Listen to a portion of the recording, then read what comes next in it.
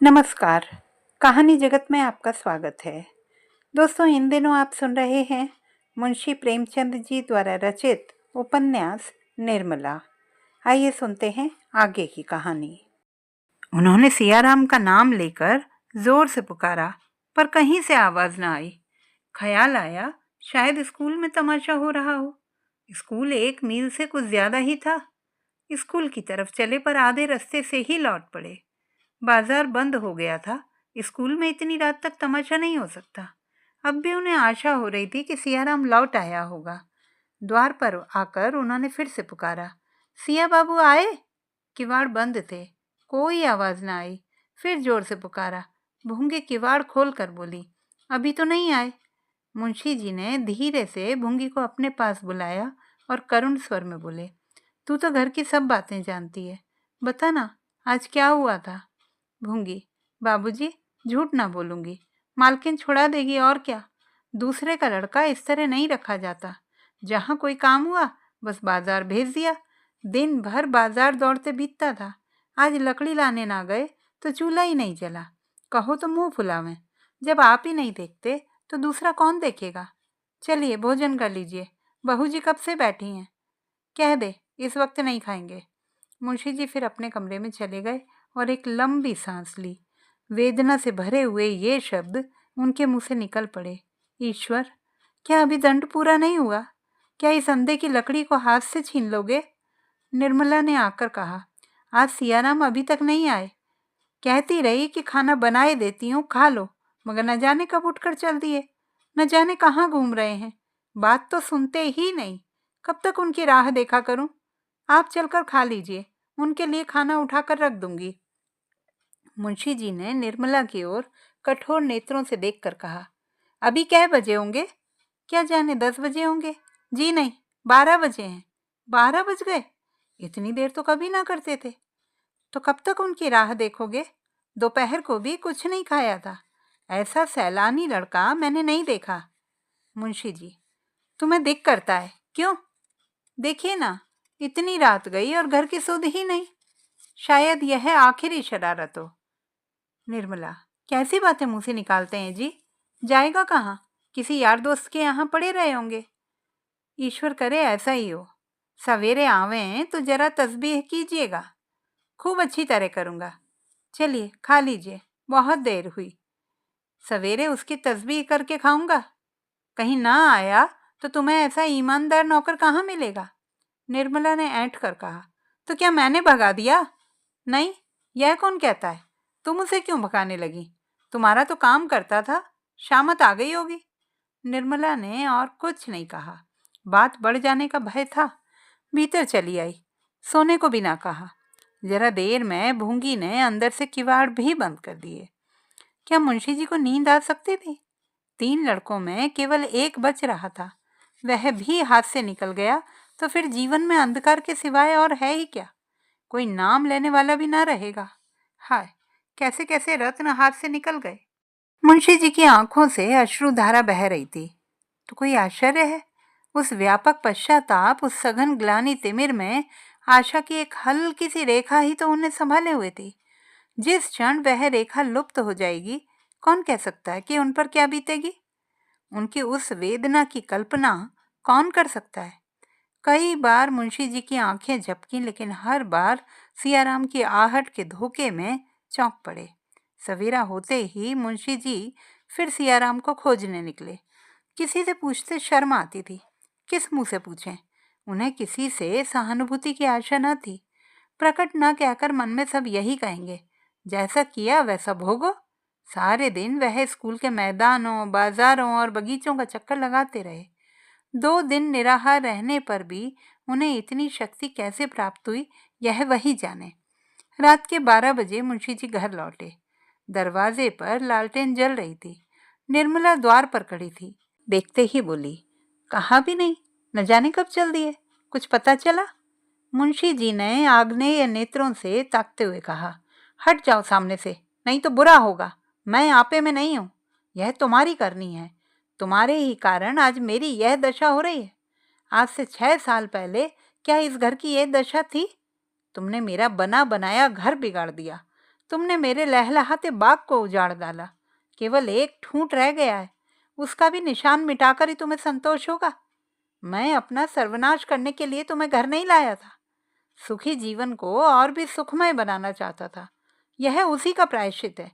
जो लड़के पान की तरह फेरे जाते थे, उन्हें मेरे जीते जी तुमने चाकर समझ लिया, और मैं आंखों से सब कुछ देखते हुए भी अंधा बना बैठा रहा।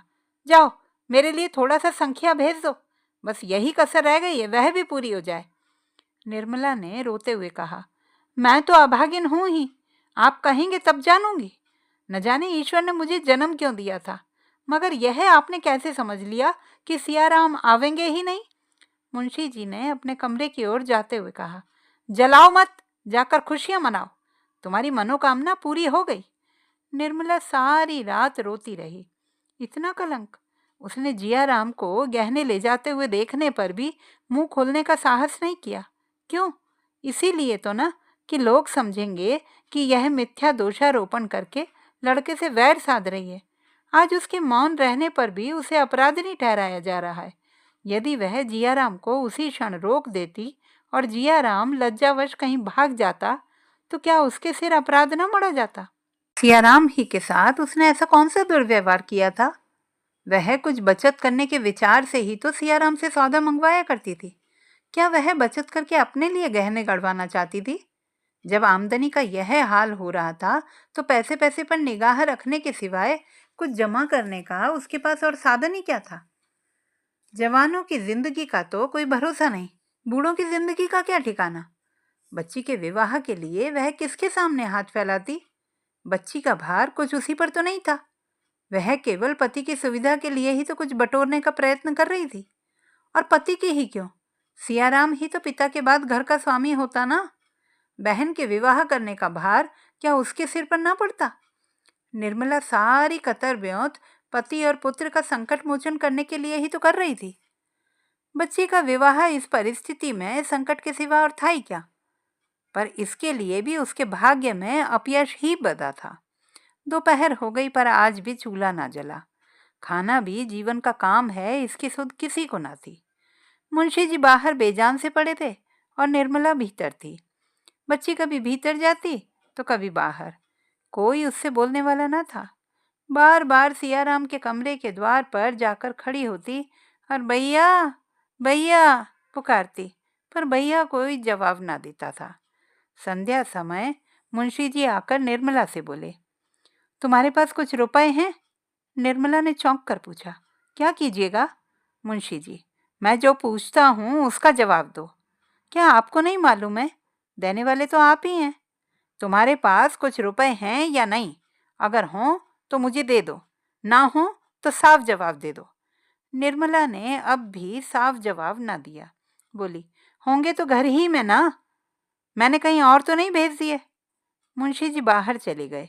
वह जानते थे कि निर्मला के पास रुपए हैं, वास्तव में थे भी।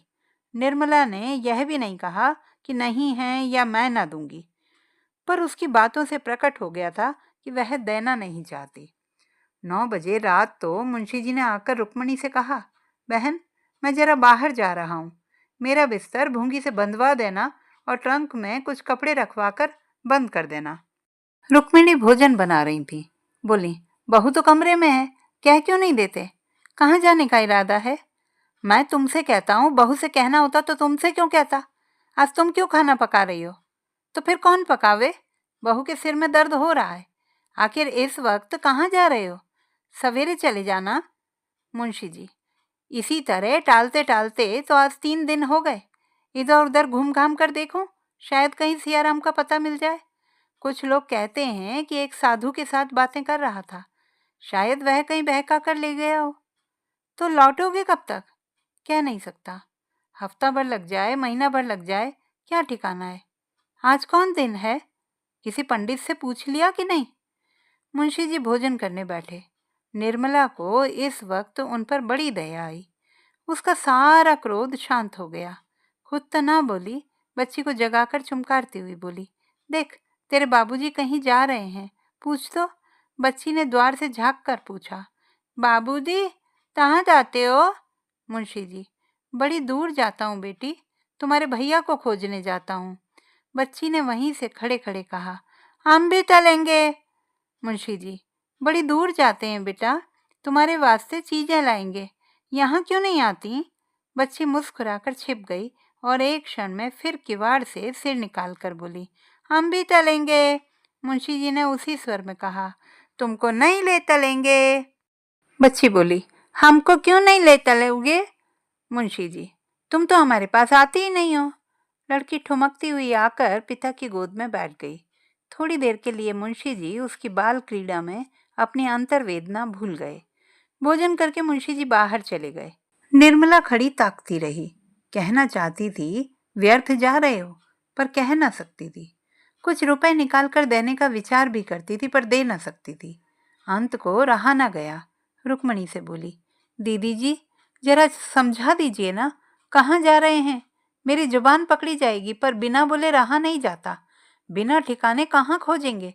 व्यर्थ की हैरानी होगी। रुक्मणी ने करुणा सूचक नेत्रों से देखा और अपने कमरे में चली गई। निर्मला बच्ची को गोद में लिए सोच रही थी कि शायद जाने के पहले बच्ची को देखने या मुझसे मिलने के लिए आवें, पर उसकी आशा विफल हो गई। मुंशी जी ने बिस्तर उठाया और तांगे पर जा बैठे। उसी वक्त निर्मला का कलेजा मसोसने लगा। उसे ऐसा जान पड़ा कि इनसे भेंट ना होगी। वह अधीर होकर द्वार पर आई कि मुंशी जी को रोक ले, पर तांगा चल चुका था। दिन न गुजरने लगे, 1 महीना पूरा निकल गया, लेकिन मुंशी जी न लौटे, कोई खत भी ना भेजा। निर्मला को अब नित्य यही चिंता बनी रहती कि वह लौटकर न आए तो क्या होगा। उसे इसकी चिंता न होती थी कि उन पर क्या बीत रही होगी, वह कहाँ मारे मारे फिरते होंगे, स्वास्थ्य कैसा होगा। उसे केवल अपनी और उससे भी बढ़कर बच्ची की चिंता थी।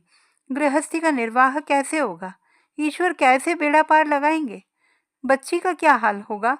उसने कतर ब्योत करके जो रुपए जमा कर रखे थे, उसमें कुछ ना कुछ रोज ही कमी होती जाती थी। निर्मला को उसमें से एक एक पैसा निकालते इतनी अखर होती थी, मानो कोई उसकी देह से रक्त निकाल रहा हो। झुंझलाकर मुंशी जी को कोसती। लड़की किसी चीज के लिए रोती तो उसे अभागिन, कलमुही कहकर झल्लाती। यही नहीं, रुक्मणी का घर में रहना उसे ऐसा जान पड़ता था मानो वह गर्दन पर सवार है। जब हृदय जलता है तो वाणी भी अग्निमय हो जाती है। निर्मला बड़ी मधुर भाषिणी स्त्री थी, पर अब उसकी गणना कर्कशाओं में की जा सकती थी। दिन भर उसके मुंह से जली कटी बातें निकला करती थी। उसके शब्दों की कोमलता न जाने क्या हो गई। भावों में माधुर्य का कहीं नाम भी नहीं था। भूंगी बहुत दिनों से इस घर में नौकर थी, स्वभाव की सहनशील थी, पर यह 8 पहर की बकबक उससे भी न सही गई। एक दिन उसने भी घर की राह ली। यहाँ तक कि जिस बच्ची को प्राणों से भी अधिक प्यार करती थी, उसकी सूरत से भी घृणा हो गई। बात बात पर घुड़क पड़ती, कभी कभी मार भी बैठती।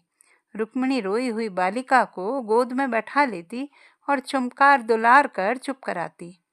उस अनाथ के लिए अब यही एक आश्रय रह गया था। निर्मला को अब अगर कुछ अच्छा लगता था तो वह सुधा से बात करना था। वह वहां जाने का अवसर खोजती रहती थी। बच्ची को अब वह अपने साथ न ले जाना चाहती थी। पहले जब बच्ची को अपने घर सभी चीजें खाने को मिलती थीं, तो वह वहां जाकर हंसती खेलती थी। अब वहीं जाकर उसे भूख लगती थी। निर्मला उसे घूर घूर कर देखती, मुट्ठियां बांध कर धमकाती, पर लड़की भूख की रट लगाना न छोड़ती थी। इसलिए निर्मला अब उसे अपने साथ न ले जाती थी। सुधा के पास बैठकर उसे मालूम होता था कि मैं आदमी हूँ। उतनी देर के लिए वह चिंताओं से मुक्त हो जाती थी, जैसे शराबी शराब के नशे में सारी चिंताएं भूल जाता है। उसी तरह निर्मला सुधा के घर जाकर सारी बातें भूल जाती थी। जिसने उसे उसके घर पर देखा हो, वह उसे यहाँ देखकर चकित रह जाता। वही कर्कशा कटुभाषिणी स्त्री यहाँ आकर हास्य विनोद और माधुर्य की पुतली बन जाती थी। यौवन काल की स्वाभाविक वृत्तियां अपने घर पर रास्ता बंद पाकर यहाँ किलौलें करने लगती थी। यहाँ आते वक्त वह मांग चोटी कपड़े लत्ते से लैस होकर आती थी और यथासाध्य अपनी विपत्ति कथा को मन ही में रखती थी। वह यहाँ रोने के लिए नहीं, हंसने के लिए आती थी, पर कदाचित उसके भाग्य में यह सुख भी नहीं बधा था। निर्मला मामूली तौर पर दोपहर को या तीसरे पहर से सुधा के घर जाया करती थी और एक दिन उसका जी इतना उबा कि सवेरे ही जा पहुंची। सुधा नदी स्नान करने गई थी। डॉक्टर साहब अस्पताल जाने के लिए कपड़े पहन रहे थे। मेहरी अपने काम धंधे में लगी हुई थी। निर्मला अपनी सहेली के कमरे में जाकर निश्चिंत होकर बैठ गई। उसने समझा कि सुधा कोई काम कर रही होगी, अभी आती होगी। जब बैठे बैठे 1-2 मिनट गुजर गए तो उसने अलमारी से तस्वीरों की एक किताब उतार ली और केश खोलकर पलंग पर लेटकर चित्र देखने लगी। इसी बीच डॉक्टर साहब किसी ज़रूरत से निर्मला के कमरे में आ गए। अपनी ऐनक ढूंढते फिरते थे, बेधड़क अंदर चले आए। निर्मला द्वार की ओर केश राशि खोले लेटी हुई थी। डॉक्टर साहब को देखते ही चौंक कर उठ बैठी और अपना सिर ढांकती हुई चारपाई से उतरकर खड़ी हो गई। डॉक्टर साहब ने लौटते हुए चिक के पास खड़े होकर कहा, क्षमा करना निर्मला, मुझे मालूम न था कि तुम यहाँ हो। मेरी ऐनक मेरे कमरे में मिल नहीं रही है, न जाने कहाँ उतार कर रख दी। मैंने समझा शायद यहाँ हो। निर्मला ने चारपाई के सिरहाने आले पर निगाह डाली तो ऐनक की डिबिया दिखाई दी। उसने आगे बढ़कर डिबिया उतार ली और सिर झुकाए देह समेटे संकोच से डॉक्टर साहब की ओर हाथ बढ़ाया। डॉक्टर साहब ने निर्मला को 2-1 बार पहले भी देखा था, पर इस समय किसी भाव उनके मन में कभी ना आए थे। जिस ज्वाला को वह बरसों से हृदय में दबाए हुए थे, वह आज पवन का झोंका पाकर दहक उठी। उन्होंने ऐनक लेने के लिए हाथ बढ़ाया तो हाथ कांप रहा था। ऐनक लेकर भी वह बाहर न गए, वहीं खोए हुए से खड़े रहे। निर्मला ने इस एकांत से भयभीत होकर पूछा, सुधा कहीं गई हुई है क्या? डॉक्टर साहब ने सिर झुकाए हुए जवाब दिया, हाँ, जरा स्नान करने चली गई है।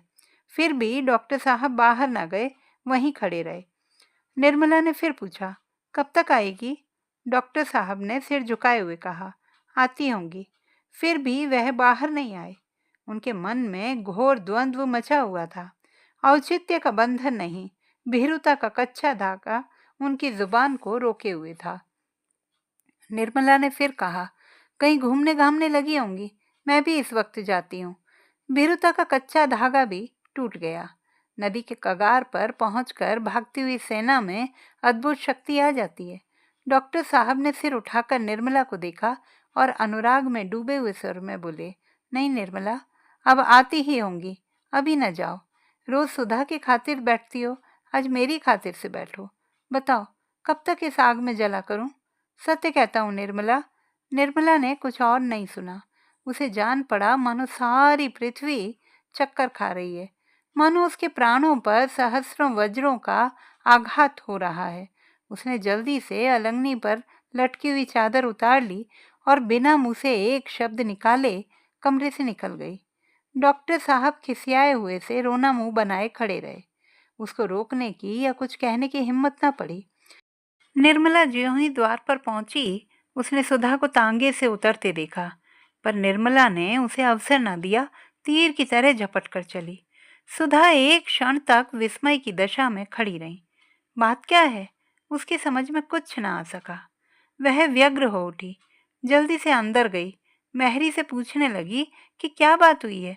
वह अपराधी का पता लगाएगी और अगर उसे मालूम हुआ कि मेहरी या किसी नौकर से उसे कोई अपमान सूचक बात सुनने को मिली है तो वह खड़े खड़े निकाल देगी। लपकी हुई वह अपने कमरे में गई। अंदर कदम रखते ही डॉक्टर को मुंह लटकाए चारपाई पर बैठे देखा। पूछा, निर्मला यहाँ आई थी? डॉक्टर साहब ने सिर खुजलाते हुए कहा, हाँ, आई तो थी। किसी मेहरी ऐरी ने उन्हें कुछ कहा तो नहीं? मुझसे बोली तक नहीं, झपट कर बाहर निकल गई। डॉक्टर साहब की मुख कांति मलिन हो गई। कहा, यहाँ तो उन्हें किसी ने भी कुछ नहीं कहा। किसी ने तो कुछ कहा है। देखो, मैं पूछती हूँ ना, ईश्वर जानता है, पता पा जाऊंगी तो खड़े खड़े निकाल दूंगी। डॉक्टर साहब सिटपिटाते हुए बोले, मैंने तो किसी को कुछ कहते हुए नहीं सुना। तुम्हें उन्होंने देखा ना होगा। वाह, देखा ही ना होगा। उसके सामने तो मैं तांगे से उतरी हूँ।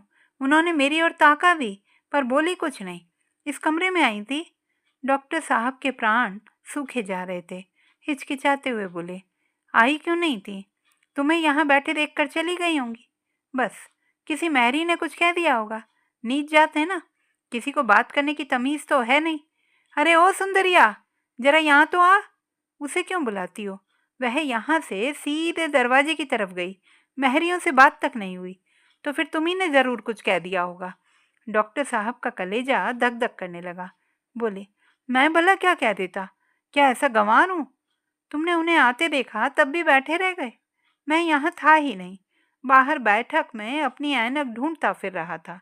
जब वहां ना मिली तो मैंने सोचा शायद अंदर हो। यहाँ आया तो उन्हें बैठे देखा। मैं बाहर जाना चाहता था कि उन्होंने खुद पूछा, किसी चीज की जरूरत है? मैंने कहा, जरा देखना यहाँ मेरी ऐनक तो नहीं है। ऐनक इसी सिरहाने वाले ताक पर थी। उन्होंने उठा कर दे दी। बस इतनी ही बात हुई। बस तुम्हें ऐनक देते ही वह झल्लाई हुई बाहर चली गई। क्यों? झल्लाई हुई तो नहीं चली गई। जाने लगी तो मैंने कहा, बैठिए, वह आती होंगी। ना बैठी तो मैं क्या करता? सुधा ने कुछ सोच कर कहा, बात कुछ समझ में नहीं आती। मैं जरा उसके पास जाती हूँ, देखूं क्या बात है। तो चली जाना, ऐसी क्या जल्दी है? सारा दिन तो पड़ा है। सुधा ने चादर ओढ़ते हुए कहा, मेरे पेट में खलबली मची हुई है, कहते हो जल्दी है? सुधा तेजी से कदम बढ़ाती हुई निर्मला के घर की ओर चली और 5 मिनट में जा पहुंची। देखा तो निर्मला अपने कमरे में चारपाई पर पड़ी रो रही थी और बच्ची उसके पास खड़ी रो रही थी। बोली, अम्मा क्यों रोती हो? सुधा ने लड़की को गोद में उठा लिया और निर्मला से बोली, बहन सच बताओ, क्या बात है? मेरे यहाँ किसी ने तुम्हें कुछ कहा है? मैं सबसे पूछ चुकी हूँ, कोई नहीं बतलाता। निर्मला आंसू पोंछती हुई बोली, किसी ने कुछ नहीं कहा बहन। भला वहाँ मुझे कौन कुछ कहता? तो फिर मुझसे बोली क्यों नहीं? और आते ही आते रोने क्यों लगी? अपने नसीबों को रो रही हूँ और क्या। तुम यूँ न बतलाओगी तो मैं कसम दे दूंगी। कसम वसम न रखना भाई, मुझे किसी ने कुछ नहीं कहा। झूठ किसे लगा दूं? खाओ मेरी कसम। तुम तो नाहक ही जिद करती हो। अगर तुमने न बताया निर्मला, तो मैं समझूंगी कि तुम्हें जरा भी प्रेम नहीं है। बस सब जबानी जमा खर्च है। मैं तुमसे किसी बात का पर्दा नहीं रखती और तुम मुझे गैर समझती हो। तुम्हारे ऊपर मुझे बड़ा भरोसा था, अब जान गई कि कोई किसी का नहीं होता। सुधा की आंखें सजल हो गईं। उसने बच्ची को गोद से उतार दिया और द्वार की ओर चली। निर्मला ने उठकर उसका हाथ पकड़ लिया और रोती हुई बोली, सुधा, मैं तुम्हारे पैर पड़ती हूँ, मत पूछो। सुनकर दुख होगा और शायद मैं फिर तुम्हें अपना मुंह भी ना दिखा सकूं। मैं अभागिनी ना होती तो ये दिन ही क्यों देखती। अब तो ईश्वर से यही प्रार्थना है कि संसार से मुझे उठा ले। अभी ये दुर्गति हो रही है तो आगे न जाने क्या होगा।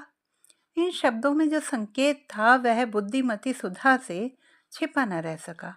वह समझ गई कि डॉक्टर साहब ने कुछ छेड़छाड़ की है। उनका हिचक हिचक कर बातें करना और उसके प्रश्नों को टालना, उनकी वह ग्लानिमय कांतिहीन मुद्रा उसे याद आ गई।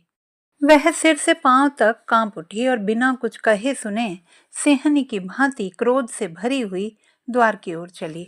निर्मला ने उसे रोकना चाहा पर पा न सकी। देखते देखते वह सड़क पर आ गई और घर की ओर चली।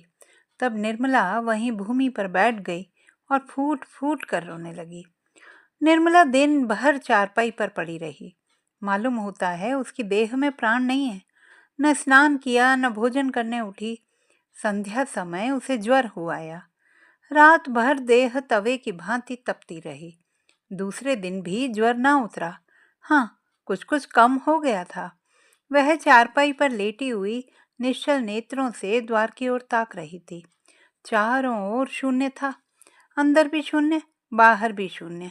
कोई चिंता न थी, न कोई स्मृति, न कोई दुख। मस्तिष्क में स्पंदन की शक्ति ही न रही थी। सहसा रुक्मिणी बच्ची को गोद में लिए हुए आकर खड़ी हो गई। निर्मला ने पूछा, क्या यह बहुत रोती थी? नहीं, यह तो सिसकी तक नहीं। रात भर चुपचाप पड़ी रही। सुधा ने थोड़ा सा दूध भेज दिया था। अहीरिन दूध न दे गई थी। कहती थी पिछले पैसे दे दो तो दूं। तुम्हारा जी अब कैसा है? मुझे कुछ नहीं हुआ है, कल देह गर्म हो गई थी। रुक्मणी, डॉक्टर साहब का बुरा हाल है? निर्मला ने घबरा कर पूछा। क्या हुआ? क्या कुशल से हैं ना? कुशल से कि लाश उठाने की तैयारी हो रही है? कोई कहता है जहर खा लिया था, कोई कहता है दिल का चलना बंद हो गया था। भगवान जाने क्या हुआ था। निर्मला ने एक ठंडी सांस ली और रूंधे हुए कंठ से बोली, हाय भगवान, सुधा की क्या गति होगी, कैसे जिएगी। यह कहते कहते वह रो पड़ी और बड़ी देर तक सिसकती रही। तब बड़ी मुश्किल से उठकर सुधा के पास जाने को तैयार हुई। पांव थर थर कांप रहे थे। दीवार थामे खड़ी थी पर जी न मानता था। न जाने सुधा ने यहाँ से जाकर पति से क्या कहा। मैंने तो उससे कुछ कहा भी नहीं था। न जाने मेरी बातों का वह क्या मतलब समझी। हाय, ऐसे रूपवान, दयालु, ऐसे सुशील प्राणी का यह अंत। अगर निर्मला को मालूम होता कि उसके क्रोध का यह भीषण परिणाम होगा तो वह जहर का घूंट पीकर भी उस बात को हंसी में उड़ा देती। यह सोचकर कि मेरी ही निष्ठुरता के कारण डॉक्टर साहब का यह हाल हुआ, निर्मला के हृदय के टुकड़े होने लगे। ऐसी वेदना होने लगी मानो हृदय में शूल उठ रहा हो। वह डॉक्टर साहब के घर चली। लाश उठ चुकी थी। बाहर सन्नाटा छाया हुआ था। घर में स्त्रियां जमा थीं। सुधा जमीन पर बैठी रो रही थी। निर्मला को देखते ही वह जोर से चिल्लाकर रो पड़ी और आकर उसकी छाती से लिपट गई। दोनों देर तक रोती रहीं।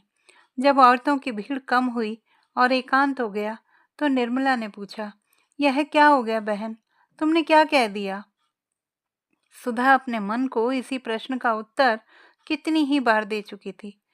उसका मन जिस उत्तर से शांत हो गया था वही उत्तर उसने निर्मला को दिया। बोली, चुप भी तो न रह सकती थी बहन। क्रोध की बात पर क्रोध आता ही है। पर मैंने तो तुमसे ऐसी कोई बात भी ना कही थी। तुम कैसे कहती, कह ही नहीं सकती थी। लेकिन उन्होंने जो बात हुई थी वह कह दी थी।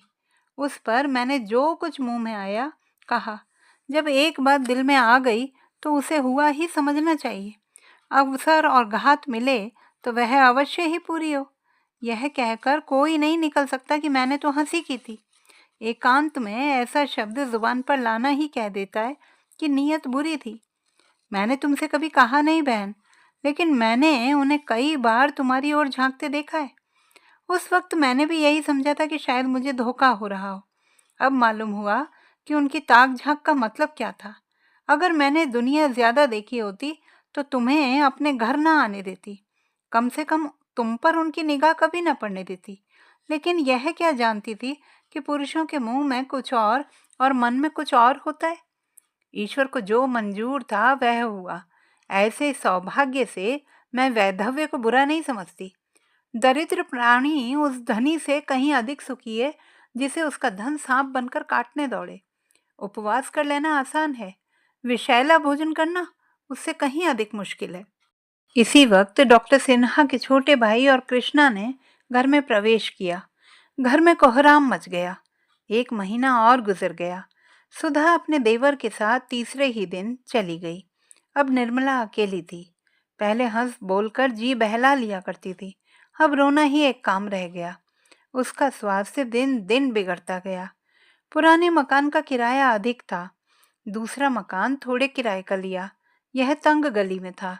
अंदर एक कमरा था और छोटा सा आंगन। न प्रकाश जाता न वायु। दुर्गंध उड़ा करती थी। भोजन का यह हाल कि पैसे रहते हुए भी कभी कभी उपवास करना पड़ता था। बाजार जाए कौन। फिर अपना कोई मर्द नहीं, कोई लड़का नहीं, तो रोज भोजन बनाने का कष्ट कौन उठाए। औरतों के लिए रोज भोजन करने की आवश्यकता ही क्या। अगर एक वक्त खा लिया तो 2 दिन के लिए छुट्टी हो गई। बच्ची के लिए ताजा हलवा या रोटियां बन जाती थी। ऐसी दशा में स्वास्थ्य क्यों न बिगड़ता। चिंता, शोक, दुरावस्था एक हो तो कोई कहे। यहाँ तो त्रैताप धावा था। उस पर निर्मला ने दवा खाने की कसम खा ली थी। करती ही क्या, उन थोड़े से रुपयों में दवा की गुंजाइश थी ही कहाँ। जहाँ भोजन का ठिकाना न था वहां दवा का जिक्र ही क्या। दिन दिन सूखती चली जाती थी। एक दिन रुक्मणी ने कहा, बहू, इस तरह कब तक घुला करोगी।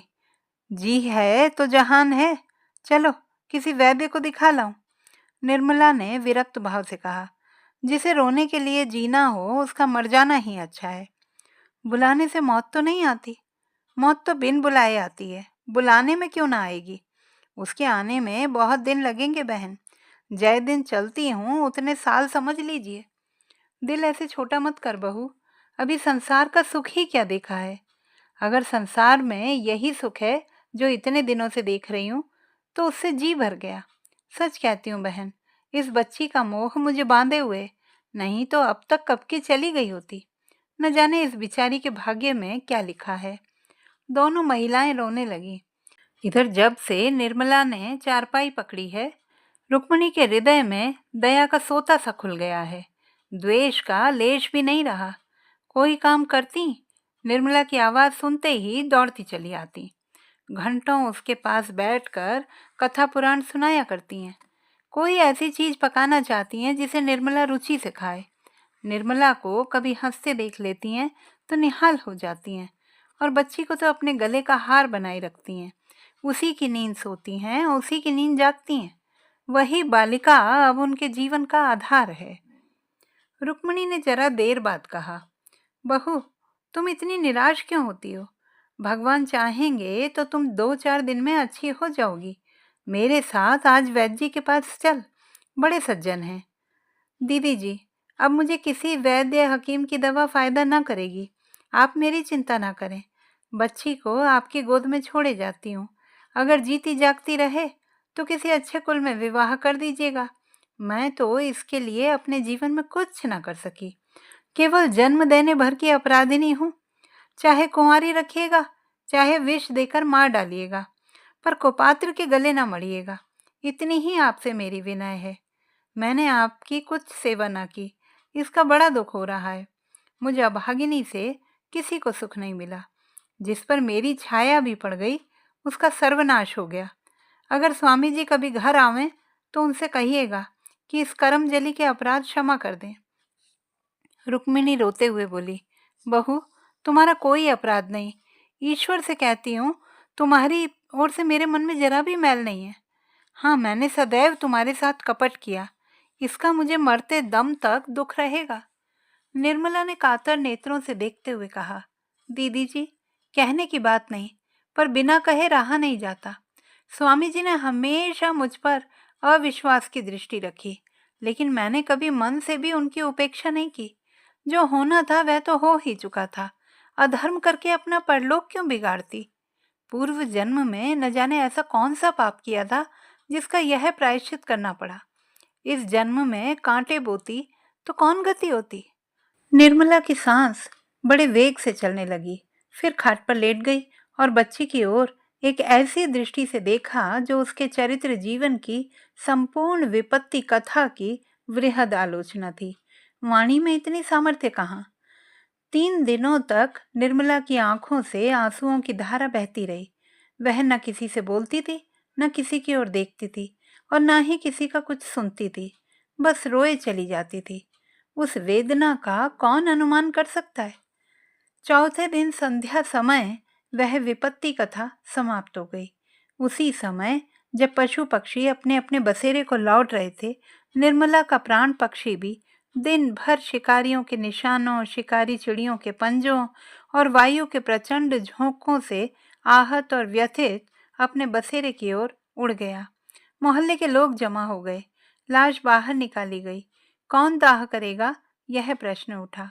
लोग इसी चिंता में थे कि सहसा एक बूढ़ा पथिक एक बकुचा लटकाए आकर खड़ा हो गया।